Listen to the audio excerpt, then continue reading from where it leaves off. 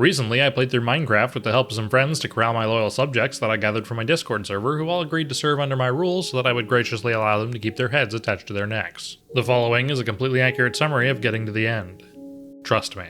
The game begins by sending my minions off to cut down every tree in the forest with a herring so that we can build crafting tables and other tools, but mostly crafting tables because by the end of this playthrough there's about 1,000 crafting tables scattered around just to be convenient and annoying. My minions build me a throne to rule over my empire of dirt, and I find out that Basket placed a sign that says Toilet Emperor, so I sentence her to a 5-finger death punch. After building a bed next to my throne, we get the furnace up and running, which we definitely aren't using to cook babies. Why would you think that? You weren't thinking that? Well, then just forget I said anything. This is the worst throne room ever. You asked your community to make it. Then I found out Charles was trying to sleep in my bed, so I sentenced him to a more permanent sleep, and then I moved to a new, slightly less shitty throne. I admire some handiwork by minions that actually seem to have some semblance of build knowledge, especially compared to whatever happened to my original throne room, and claim a horse, which we decided to name the horse with no name because of the irony. Well, when are you going to institute, when are taxes going to come? There will be no taxes in this empire, which is why I am the best dictator. At least you're honest and call yourself what you are.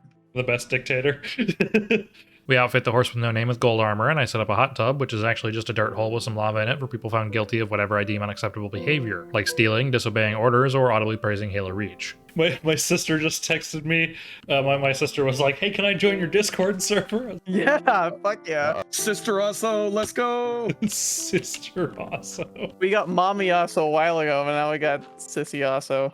No, that's bad, Tali. Tali, that's bad. I didn't like that. Mommy also. After upgrading my throne, I find out that someone is trying to start a union, but we're best friends with all those movie studios and hate regular people who are just trying to make a living. So we sentence the head of the union to the hot tub for daring to suggest that we treat people like actual human beings and not slaves to bend to our will. I find some diamonds and craft a pickaxe, and then we check out my farm, which we built to help out with the whole famine problem, because it turns out if you don't feed people, then they die or whatever, and that's not really good for ruling an empire. Then Tom just wanted to die for the hell of it, so I gave him permission because I am a benevolent ruler. We get some music going and have a dance party, and then I finally officially name the horse with no name the horse with no name, which makes it even more ironic. Then I'm gifted wet socks, which is my favorite item. I'm always disappointed when people think my series is called Totally Accurate Summary. That is a totally different thing. A completely different thing, if you will. Somebody fixed Tasticast. Will, I have encountered civilization. We'll take the resources and burn the village to the ground. I admire the pillaging that I ordered on a nearby village, and we have another dance party before setting up the door to darkness in the servant quarters so that they can fall asleep to the soothing sounds of a hell portal whispering into their bones. They mentioned their nether everportal multiple times. And I've relayed that information multiple times. Problem is that everybody talks at the same time and drowns me No, we out. don't. I don't really understand what you're saying. Like, are you insane, Tali, you piece of shit? Like, Come on, do you Tali, ever listen to any of the... We get a throne set up in hell and set up to find 420s so that we can steal their long hard rods without having to cheat the drop rate in order to win at finishing first. That's about the only Minecraft YouTuber reference I know, so that's all you're getting, unless I make a reference to someone soliciting minors, in which case you can pretty much take your pick as to who that's a reference to. The bone zone if you are of legal age, otherwise just sleep. That's funny. Do we need to have like socialized wristbands for like indicating age at glance? Oh my god. What is... I don't know if I like the implications of this. We watch a zombie pig child go on a murder spree, and then I catch Dizzy killing sheep that we were going to use to make beds, so I sentence him to the hot tub. Dexafin is lost in the nether with a horse. Wait, it doesn't take the horse with you? What? Well, now there's a horse lost in the nether. One of our miners is pretty sure they have black lung. Well, we don't offer medical. We've got dental insurance, and that's about it.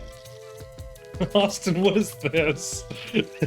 Astro tried to claim he was murdered by Austen, but snitches get stitches, and I sentenced him to the hot tub. But instead of obeying my absolute rule, he stole the horse with no name and rode off into the night to kill it, further proving that the French are just the worst. We have another dance party to mourn the death of the horse with no name, and then head off to finally actually find some 420s.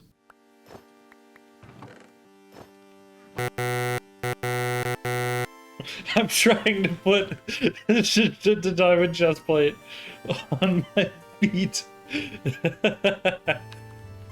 I am hoping Rogue actually knows where he's going. I'm just trusting that he does. He says no.